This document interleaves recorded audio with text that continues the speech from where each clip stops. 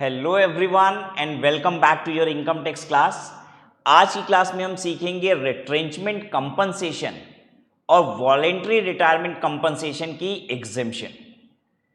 तो ये retrenchment compensation क्या है? जब एम्प्लॉय रिट्रेंच किया जाता है तो उसे दिया जाता है रिट्रेंचमेंट कंपनसेशन। जब एम्प्लॉय वॉलेंट्री रिटायर होता है तो उसे हम देते हैं वॉलेंट्री रिटायरमेंट कंपनसेशन। तो प्रश्न ये उठता है, सर ये रिट्रेंचमेंट है क्या, ये वॉलेंट्री रिटायरमेंट क्या है, ये बता दीजिए। तो हमें पता चल जाएगा ऐसा होने पे जब एम्प्लॉय को कंपनसेशन देते हैं तो वो रिस्पेक्टिव कंपनसेशन कहलाता है, रिट्रेंचमेंट कंपनसेशन या फिर वॉलेंट्री रिटायरमेंट कंपनसेशन। फिर इसके बाद बात आएगी, सर इसमें से एग्जेम्पशन कितना सरकार दे रही है हमें। तो चलिए, दोनों बहुत हद तक सिमिलर चीज है, इसलिए दोनों को एक साथ कैरी करते हैं हम लोग। अगर एक कंपनी को अपनी वर्कफोर्स को रिड्यूस करना है, मतलब अपनी इंप्लॉइज को कम करना है, तो उसके दो ही रास्ते होते हैं, रिट्रेंचमेंट या फिर वॉलेंट्री रिटायरमेंट। अब प्रश्न ये कि सर कम करने की जरूरत क्या आती है, क्यों कंपनी अपनी वर्कफोर्स को, अपनी इंप्लॉइज को कम करना चाहती है? भाई कंपनी को जितने इंप्लॉय चाहिए होंगे, ज्वाइनिंग भी तो उतनों की ही कराई होगी, रिक्रूटमेंट उतने की ही हुई होगी। अब ये कम कराने की नौबत क्यों आ गई? मान लीजिए कंपनी अभी तक बहुत अच्छा रन कर रही थी, तो कंपनीज को बहुत इंप्लॉइज की आवश्यकता पड़ रही थी, लेकिन अब कंपनी का डिक्लाइनिंग फेज चल रहा है, राइट? मतलब कंपनी का बिजनेस अब वैसा नहीं चल रहा जैसा पहले चल रहा था। तो कंपनी को लगता है कि भाई मेरे पास इतने सारे इंप्लॉइज है, क्या करेंगे इसका? ठीक है, एक काम करते हैं, इनको कम करते हैं, क्योंकि कंपनी अगर इंप्लॉइज की सैलरी इतनी ज़्यादा पे कर रहेगी और काम उनसे ले नहीं पाएगी तो ऑब्वियसली कंपनी की स्थिति तो और ख़राब होती जाएगी। अगर कंपनी को फाइनेंशियली, अब अगर बिजनेस अच्छा नहीं चल रहा है तो ऑब्वियसली खर्चों को भी कम करना पड़ेगा, राइट? खर्चों को कम करने का एक बहुत अच्छा रास्ता ये हो सकता है कि भाई हम अपनी वर्कफोर्स को रिड्यूस करें। तो वर्कफोर्स को रिड्यूस कैसे किया जाए? एक तरीका मैंने बताया, रिट्रेंचमेंट। रिट्रेंचमेंट क्या होता है? कंपनी क्या करती है, एक लिस्ट निकाल देती है एम्प्लॉयज की, ठीक है, जिसमें नाम लिख देती है, इनको इनको मोहन, सोहन, रोहन, तुम लोग को हटाया जा रहा है, और अपने नोटिस बोर्ड पे चिपका देती है। एक ईमेल आ जाता है सभी एम्प्लॉयज को कि नोटिस बोर्ड पे एक लिस्ट लगी हुई है कि इन कंपनी को हटाया जा रहा है, कल से अब ये काम नहीं करेंगे। एम्प्लॉय को बोला जाता है कि भाई आप देख लीजिए नोटिस पे क्या क्या कौन कौन को हटाया जा रहा है। एम्प्लॉय देखता है कि भाई इन सबको हटाया जा रहा है और उनको अब जॉब छोड़नी पड़ती है, कंपनी ने ही हटा दिया उनको। लेकिन कंपनी जब ऐसा करती है तो आपको नहीं लगता माहौल खराब हो जाएगा? कंपनी 20 लोगों का नाम निकाल दिए कि भाई तुम लोग को जाना पड़ेगा, तो बाकी जो लोग काम कर रहे हैं उनको भी तो डिससैटिस्फैक्शन होगा कि अरे ये कंपनी कैसे काम करती है, जब मर्जी तब निकाल देती है। तो बाकी लोगों में डिससैटिस्फैक्शन ना हो और ये पूरा बहुत सुंदर माहौल रहे, ये रिट्रेंचमेंट का भी। तो इसके लिए कंपनी क्या करती है, कहती है जिन लोगों को भी हम निकाल रहे हैं, ठीक है, वो इसलिए निकाल रहे हैं क्योंकि हम परेशानी में हैं, ठीक है। कंपनी सबसे माफ़ी मांगती है, कहती है कि भाई हमारी वो पोजीशन अब नहीं रही कि हम आपके खर्चों को बेयर कर सके, इसलिए हम आपको निकाल रहे हैं और हम आप सभी को 50,000 रुपये एक्स्ट्रा देंगे, ठीक है, ताकि ये 50,000 रुपये आपके पास सरप्लस पैसा पड़ा रहे जब तक आप नौकरी दूसरी ढूंढ नहीं लेते हो, तो ये पैसे काम आएंगे आपके। तो इस पैसे को कहा जाएगा retrenchment compensation. Now what is this voluntary retirement? Voluntary retirement में कंपनी ऐसी कोई लिस्ट नहीं निकालती कि किसे निकाला जाए। कंपनी अपनी इंप्लॉयज की मीटिंग बुलाती है, सारे इंप्लॉयज को बुलाती है, ठीक है। अब कंपनी का मैनेजिंग डायरेक्टर मान लीजिए मैं हूं, तो मैं कैसे बात करूंगा? मैं कहूंगा आप सब 100 इंप्लॉयज यहां पे काम कर रहे हैं, इस कंपनी की तरक्की का, ग्रोथ का श्रेय आप ही सबको जाता है, आपकी वजह से कंपनी ने ये मुकाम पाया है और आगे भी कंपनी को आपके साथ की हमेशा आवश्यकता रहेगी। लेकिन कंपनी के हालात ऐसे नहीं है कि आप सभी के खर्चों को वहन कर सके, और ऐसे केस में इतने बड़ी इंप्लॉय कॉस्ट के साथ कंपनी निश्चित है और नीचे जाएगी। इस समय जरूरत है कि हम कंपनी को किसी भी तरीके से जो भी एक्स्ट्रा फाइनेंशियल बर्डन है उसको कम करें, ताकि कंपनी को खींच के इस लॉस मेकिंग पोजीशन से बाहर निकाल सके। मैं आप सभी का साथ चाहता हूं इसमें, और मैं चाहता हूं कि आप में से 30 लोग अपनी स्वेच्छा से नौकरी छोड़ के चले जाएं। हालांकि मैं तो किसी का नाम भी नहीं ले सकता क्योंकि आप सभी इस कंपनी के लिए, मेरे लिए बहुत ही प्रिय हो और बहुत ही ज़्यादा उपयोगी हो। तो मैं कैसे कह दूं कि कोई यहां से चला जाए। इसलिए मैं चाहता हूं, आपसे हाथ जोड़कर निवेदन करता हूं कि आप में से 30 लोग इस कंपनी को छोड़ के चले जाएं ताकि कंपनी अपने खर्चों को वहन कर सके। और जो भी इस समय कंपनी को छोड़ के जाएगा उसको तनख्वाह जितनी अभी तक आज तक की बनती है वो तो मिलेगी ही, उसके अलावा 50,000 रुपये और मिलेगा। अब आपके मन में आ रहा होगा कि सर ये 50,000 रुपया क्यों दे रहे हैं, जब आपकी हालत इतनी खराब है तो देने की जरूरत क्या है। तो आइए मैं समझाता हूं अगेन वही बात कि भाई कोई क्यों अपनी स्वेच्छा से निकलेगा। लेकिन शायद मैं 50,000 रुपये बोलूंगा तो बहुत सारे लोगों को लगेगा कि भाई कंपनी पे बोझ ज़्यादा है, हम 50,000 रुपये लेके निकलते हैं और हमको तो कहीं ना कहीं नौकरी मिल ही जाएगी, तो इससे कंपनी को भी ठीक रहेगा। अब ऐसे नहीं तो हर महीने इनको सैलरी देनी पड़ेगी। और कंपनी भी चाहती है भाई ये सब चीज़ ना बहुत सुखद हो, ठीक है, इतना टेंशन ना हो जाए उसमें, ठीक है। तो एक 50,000 रुपया बोल देने से कंपनी को मालूम है कि 20 लोग निकल के जाएंगे, खर्चा 5-10 लाख रुपया आ रहा है, ठीक है, लेकिन बड़ा शांतिपूर्वक ये सारा काम हो जाएगा। तो ये था वॉलंटरी रिटायरमेंट। दोनों में अंतर समझ में आ गया। रिट्रेंचमेंट में कंपनी बोल रही है किसको निकलना है, वॉलंटरी रिटायरमेंट में कंपनी नहीं बोलती, इंप्लॉय को कहती है तुम निकल जाओ अपने से, ठीक है। तो अब इसमें जो पैसा मिला, जो मैंने 5 लाख रुपया या 50,000 रुपया वटेवर, मैंने 50,000 रुपया बताया कि इंप्लॉय को मिला, तो अब इसमें से एग्जेम्पशन कितनी मिलती है। आइए देखिए, पहले हम लोग देखेंगे रिट्रेंचमेंट कंपनसेशन। वैसे मैं आपको बता दूं कि अभी तक जो आपने पढ़ा था ग्रेचुटी, पेंशन, लीव इनकैशमेंट, वो बहुत इंपॉर्टेंट है एग्जाम पर्पज से, ठीक है, उस पर क्वेश्चंस बहुत आते हैं। रिट्रेंचमेंट और वॉलंटरी रिटायरमेंट से रेयरली क्वेश्चन आपको देखने को मिलता है। तो इंपॉर्टेंस लेवल भी मैं पैरेलली बता रहा हूँ कि आपको फोकस कहाँ ज़्यादा करना है। तो जो आपने पिछले 3 क्लासेस में किया है ना, that was more important as compare to जो आज आप देखने जा रहे हैं। Least of the following is exempt. Average monthly salary into 15/26 into number of years of service rounded off. Average monthly salary into 15/26 into number of years of service rounded off. हालांकि ये वाला पहले कभी देखा है आपने? नहीं, क्योंकि जब आपने 15/26 देखा था ना, वहाँ लास्ट ड्रॉन सैलरी था, वो ग्रेचुटी में था, कवर्ड बाई ग्रेचुटी एक्ट वाले में, ठीक है। चलिए कोई बात नहीं, तो ये याद कीजिए, average monthly salary into 15/26 into number of years of service rounded off. Amount notified by government which is currently 5 lakh rupees, 5 lakh रुपया। तीसरा अमाउंट रिसीव, सिंपल है, ज़्यादा टेंशन नहीं है। एवरेज मंथली सैलरी रिट्रेंचमेंट के लिए, average monthly salary into 15/26 into number of years of service rounded off. दूसरा 5 लाख रुपया, तीसरा अमाउंट एक्चुअली रिसीव्ड। अब प्रश्न आएगा कि सैलरी का मतलब क्या होता है, एवरेज का मतलब क्या होता है, ये तो जानना ही पड़ेगा। सैलरी का मतलब देख लीजिए, सैलरी इंक्लूड्स ऑल, सैलरी का मतलब सब, जितना कुछ मिलता है सब जोड़िए, but does not include bonus and employer PF contribution. बस 2 चीज छोड़ के सैलरी में जितना कुछ एम्प्लॉय को मिल रहा है, सारे टैक्सेबल अलाउंसेस, पार्क, सब छोड़ दीजिए। 2 चीज छोड़ दीजिएगा, बोनस और एम्प्लॉयर का पीएफ कंट्रीब्यूशन। पीएफ क्या होता है, प्रोविडेंट फंड होता है, इसमें एम्प्लॉयर भी पैसा डालता है, एम्प्लॉय भी डालता है, ठीक है। तो जो एम्प्लॉयर पैसा डाल रहा है वो सैलरी का हिस्सा होता है, लेकिन वो जोड़ना नहीं है और बोनस नहीं जोड़ना है, ठीक है। अब एवरेज क्या होगा, अभी तक आपने एवरेज भी 2 तरीके के पढ़े थे। एक पढ़ा था average from the date of retirement, average preceding month, जिस महीने में रिटायरमेंट हुआ है उससे प्रीसीडिंग मंथ का 10 महीने का एवरेज, और 10 ही महीने का पढ़ा था दोनों जगह। लेकिन एक था 10 month from the date of retirement और एक था 10 month preceding the month of retirement.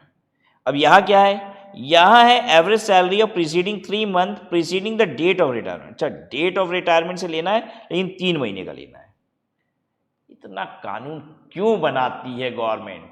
आपको नहीं लगता कि अगर सैलरी की डेफिनेशन एक ही जैसी मोटा मोटी कर दी तो कोई बहुत दिक्कत हो जाएगी? हर जगह 10 महीने का एवरेज ले ले, हर जगह ही लास्ट ड्रॉ सैलरी ले ले, अरे क्या फर्क पड़ जाता है? बहुत एग्जेम्पशन में भी अंतर नहीं आ जाता इससे। और अगर देखिए, हम तो कह रहे हैं गवर्नमेंट तुम फेवरेबल वाला ही कर लो, तुम्हारा जिससे कैलकुलेशन में ज़्यादा आता है तुम वही रख लो, एग्जेम्पशन कम वाला कर दो, किसी को फर्क नहीं पड़ेगा। पता है ये इतनी कंप्यूटेशन से दिक्कत ज़्यादा होती है। हालांकि आप सोच रहे होगे क्या एक क्वालिफाइड चार्टर्ड अकाउंटेंट जो इनकम टैक्स रिटर्न वगैरह फाइल कर रहा है, क्या उसको ये सब याद रहता है? कुछ याद नहीं रहता, और ना या उसे याद रखने की जरूरत है, क्योंकि इनकम टैक्स का जो सॉफ्टवेयर होता है उसमें हम फिगर भरते हैं, वो ऑटोमेटिक कैलकुलेट कर देता है सब। जैसे ये जो क्वेश्चन है ना, वो क्वेश्चन की तरह इनपुट लेता है, हमसे डाटा लेता है कहता है सैलरी बताओ, ये सब भर दीजिए, अपने से कैलकुलेट करके निकाल देता है। तो इतनी टेंशन नहीं है। ये सबसे ज़्यादा मेहनत तो आपको करनी पड़ती है, आप बच्चों को एक एक चीज़ रख के जाना है एग्जाम में।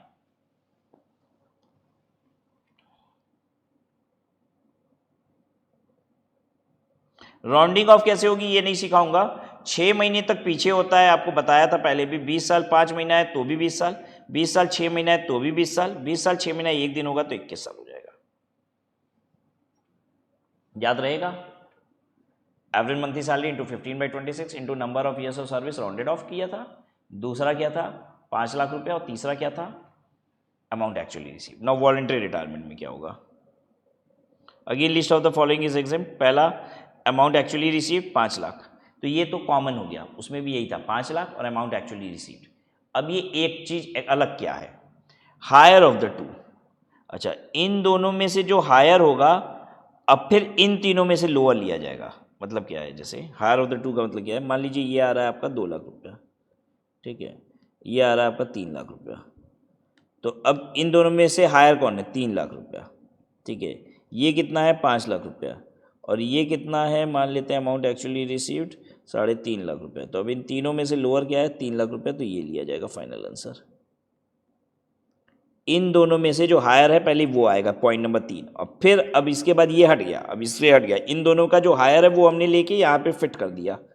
अब उसके बाद इन तीनों में से जो लोअर है वो बन गया compensation exemption from voluntary retirement compensation, ठीक है। तो ये हायर ऑफ द टू क्या है? इसमें ए बी, लास्ट ऑन salary into 3 into number of completed years of service. Last ऑन सैलरी में 3 मल्टीप्लाई करो into number of completed years of service. और दूसरा है लास्ट ऑन salary into number of months left for employment. What do mean by number of months left for employment? क्योंकि retirement तो उसकी हो ही चुकी है। अगर वो वॉलंटरी रिटायर करके ना किया होता, वॉलंटरी रिटायर ना किया होता और नॉर्मली जो टाइम था उसका उस समय रिटायर होता, तो उसमें कितना महीना बाकी है? समझ गए? लास्ट ऑन salary into 3 into number of completed years of service, और एक हो गया लास्ट ऑन salary into number of months left for employment, ठीक है। इसका मतलब ये हुआ कि अगर तुम वॉलंटरी रिटायर ना किए होते तो अभी कितना महीना बाकी था तुम्हारी नॉर्मल रिटायरमेंट में, उतना महीना मल्टीप्लाई कर दो। सैलरी का मतलब यहाँ पे क्या है? सैलरी का मतलब यहाँ पे बेसिक और डी अंडर रिटायरमेंट बेनिफिट, ठीक है। अभी रिट्रेंचमेंट में क्या पढ़े थे? सैलरी का मतलब है ऑल एक्सेप्ट 2 चीज, बोनस और एम्प्लॉयर पीएफ कंट्रीब्यूशन। यहाँ पे बेसिक और डी अंडर रिटायरमेंट बेनिफिट है। अब एक विशेष बात, if exemption is claimed in 1 assessment year then exemption shall not be allowed in another assessment year. ये once in lifetime exemption है। ये 5 लाख की लिमिट लाइफ टाइम लिमिट नहीं है, ध्यान दीजिएगा। ये once in lifetime exemption है, मतलब एक बार तुम वॉलंटरी रिटायरमेंट का एग्जेम्पशन ले लिए फिर जीवन में कभी नहीं ले पाओगे। अभी तक हम यही पढ़ रहे थे कि अगर मान लीजिए हमने कभी एग्जेम्पशन ले लिया 20,000 रुपये का, 30,000 रुपये का या 2 लाख रुपये का, तो जो मेरी लिमिट है ना वो सीलिंग कम हो जाती है। जैसे ग्रेचुइटी में ऐसा आप पढ़ रहे थे कि 20 लाख रुपए की सीलिंग है, ठीक है, लिमिट है मैक्सिमम। लेकिन अगर कभी पहले एग्जेम्पशन लिए थे 4 लाख का, तो इस बार की सीलिंग हो जाएगी 16 लाख रुपया। ऐसे ही ना पढ़ रहे थे, है कि नहीं? तो आप हमेशा इस तरीके से पढ़ते थे कि सीलिंग जो होती है ना, मैक्सिमम लिमिट जो होती है, वो आपकी एग्जॉस्ट हो जाती है, उतने से खत्म हो जाती है, कम हो जाती है। लेकिन यहाँ पे ऐसा नहीं है, यहाँ पे साफ साफ कह रहा है कि अगर एक बार एग्जेम्पशन ले लिए फिर दोबारा कभी एग्जेम्पशन मिलेगा ही नहीं। मतलब ये नहीं कि कंपनी में गए, वो कंपनी बोली कि चलो कुछ लोग निकल जाओ तो हम 5 लाख रुपया दे रहे हैं, तो खर्च से निकल गए तुम, ठीक है, जाके दूसरी कंपनी में ज्वाइन कर लिया। वो कंपनी बोली कि मेरे यहाँ भी स्कीम आई है, जो लोग निकलेगा 5 लाख देंगे, फिर वहाँ से भी निकल गए तुम। क्यों? क्योंकि तुमको तो कॉन्फिडेंस है फट से नौकरी मिल जाएगी तुमको कहीं ना कहीं, राइट। तो तुम बार बार एग्जेम्पशन भी नहीं लोगे, सरकार के लिए एग्जेम्पशन एक ही बार लेने देंगे, ठीक है। अच्छा, then exemption shall be allowed only to employees of central government, state government, public sector undertaking or any other company, statutory corporation, local authority, university, IIT, notified institute of management। सच पूछिए ना तो ये सब नौबत ना अच्छी प्राइवेट कंपनीज में आती ही नहीं है कि वॉलंटरी रिटायरमेंट कराना पड़े, कि एम्प्लॉय से कहा जाए हाथ जोड़ के आपसे निवेदन कर रहे हैं भैया निकल जाओ। ये सब सरकारी दफ्तरों में होता ही है नाटक, क्योंकि उनके यहाँ हायरिंग की भी ठीक से पॉलिसीज नहीं होती, ठीक है, ज़्यादा हायर हो गए अब चलो निकाल देते हैं। अब प्राइवेट कंपनियों में तो इतनी इज्जत करते भी नहीं है कि हाथ जोड़ के बोलेंगे निकल जाओ, लात मार के निकाल देंगे, मतलब जो फैक्ट है, मार्केट की बात है, वो मैं आपको बता रहा हूं। भाई आपको लगता है किसी प्राइवेट कंपनी में ऐसा होता होगा? मैं एक आपसे हाथ जोड़ के विनम्र निवेदन कर रहा हूं कि 30 लोग निकल जाए, ठीक है, एम्प्लॉयर 10 तो गलती बिना मतलब की निकाल देगा, ठीक है। अगर किसी को निकालना होगा ना तो 10 गलती बिना मतलब की निकाल देगा, कहेगा ये गलती कर रहे हो, ये गलती कर रहे हो, चलो निकलो यहां से, ठीक है। 50,000 रुपया थोड़ी ना देगा किसी को अलग से। तो देखिए ये प्राइवेट में होता भी नहीं है, मतलब आपको बहुत प्रैक्टिकल बात बता रहे हैं। लेकिन लॉ भी यही कह रहा है कि ये सब एग्जाम्पशन सबके लिए नहीं है। जो इन जगह पे नौकरी करता है ना, उन्हीं को एग्जाम्पशन है। और सच पूछिए तो ऐसी जगह पे ही वॉलंटरी रिटायरमेंट मिलता भी है। कहां कहां? Central government, state government employ. देखिए सरकारी दफ्तर से निकालना बहुत मुश्किल होता है, इसीलिए तो लोग आज भी मरते हैं कि सरकारी नौकरी मिल जाए, क्योंकि काम करें चाहे ना करें नौकरी पक्की है, ठीक है। प्राइवेट में छलांग तेज लगती है, मानते हैं, सरकारी में छलांग तेज नहीं लगेगी, धीरे धीरे चलेगी। लेकिन ठीक है, कुछ लोगों को मंजूर है कि भैया हम तो इतने कामचोर हैं, यहीं खप भी पाएंगे। तो यहां पे कह रहा है कि exemption shall be allowed only to central government, state government employ. यहीं पे होता भी है voluntary retirement. Public sector undertaking, any other company होनी चाहिए, स्टैट्यूटरी कॉर्पोरेशन हो, लोकल अथॉरिटी हो, यूनिवर्सिटी हो, IIT हो, नोटिफाइड इंस्टीट्यूट ऑफ मैनेजमेंट हो, कोई भी कंपनी में भी अलाउड है। लेकिन अब देखिए ये सबको मना कर रहा है, कह रहा है पार्टनरशिप चलाते हो तुम, प्रोप्राइटरशिप चलाते हो, तो इसमें वॉलंटरी रिटायरमेंट आता है क्या? हम अपने एम्प्लॉयज़ को कहते हैं निकल जाओ, ये सब होता भी नहीं है, ठीक है। और अगर ऐसा कुछ हो रहा है ना तो गवर्नमेंट को लग रहा है 420 हो रही है, चालबाजी हो रही है। जैसे मेरा एक एम्प्लॉय निकल रहा था, ठीक है, वो खुद ही रिज़ाइन कर रहा था। उसने कहा सर आपको हमें ना 10 लाख रुपया देना है अभी, ठीक है, तनख्वाह का। तो हमने कहा हाँ। कहा सर बहुत टैक्स लग जाएगा, आप एक काम करिए ना, आप दिखा दीजिए कि वॉलंटरी रिटायरमेंट की स्कीम आई थी, आप खुद ही बोले हैं निकलने को और हम निकल रहे हैं। वो निकल रहा है अपने मन से, लेकिन हमसे कह रहा है सर आप कागजों पे लिख दीजिए ना कि आप वो रिक्वेस्ट किए निकलने को, तब हम निकल रहे हैं, तो इससे वॉलंटरी रिटायरमेंट हो जाएगा। और सर जो तनख्वाह वाला पैसा है ना उसको वॉलंटरी रिटायरमेंट बोल के दे दीजिए ना, एग्जेम्पशन मिल जाएगी।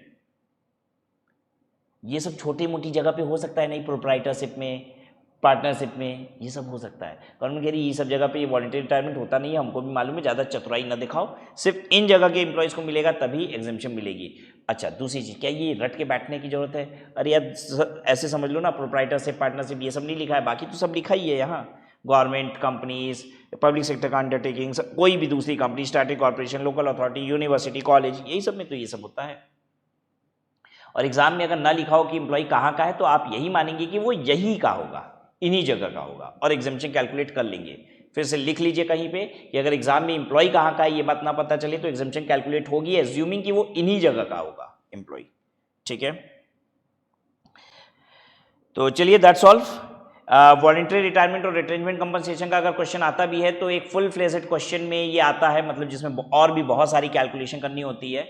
लेकिन जो ग्रेच्युटी, पेंशन, ये सब है, लीव इनकैशमेंट, ये सब अपने आप में भी एक कंप्लीट क्वेश्चन है, वो सब अलग से भी एक क्वेश्चन आ जाता है, ये दूसरे क्वेश्चन के साथ मिक्स करके आएगा। So that was all for today's class. आपने रिट्रेंचमेंट और वॉलंटरी रिटायरमेंट कंपनसेशन भी सीख लिया। जब हम लोग एंड करेंगे ये अपनी क्लासेस तो कुछ एग्जाम्पल्स लास्ट में हैं जहाँ पे हम लोग को ये सब भी कैलकुलेट करना होगा, तो इसकी प्रैक्टिस वहाँ पे हो जाएगी, ठीक है। Will stop here.